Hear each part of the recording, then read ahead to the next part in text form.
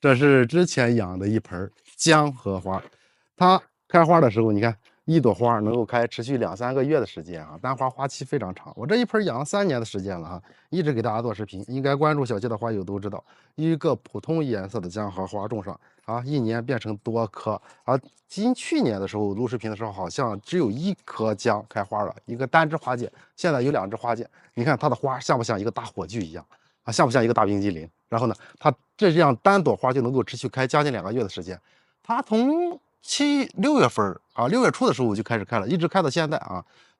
江河花是属于夏季开花的植物，一般从夏开到秋是没有问题的。而且呢，它的品种相对比较多啊，但是呢，最普通的这种紫颜色的啊，它是比较畅销的，也是开花比较容易的，养护也是比较简单的。有好多话友说江河花在北方可以栽吗？我这边就是北方，但是要记住，北方到了冬季，温度在10度左右的时候，它就会进入枯萎休眠的状态。这个时候呢，如果整个植株枯萎了，保持盆土微微潮湿，放到室内温度不低的环境中，不需要浇水。等到春季来临的时候，直接浇上水，它就会长叶子，在入夏就能开花，非常好养。现在是它开花的时候，我们现在需要做的是保证这个状态，用磷肥1个月左右用一次，不要用磷酸二氢钾，用花多多2号啊，花多多2号1个月给它1次就行了，然后持续养，它就能够保证这个花不断的一直在上面待着，逐渐的枯萎。枯萎以后呢，不要剪掉，让它自然枯萎，用手一拽，咔嚓拽掉，或者从底部给它剪掉就行了。然后继续用肥，直到它枯萎，用通用肥，氮磷钾均衡的。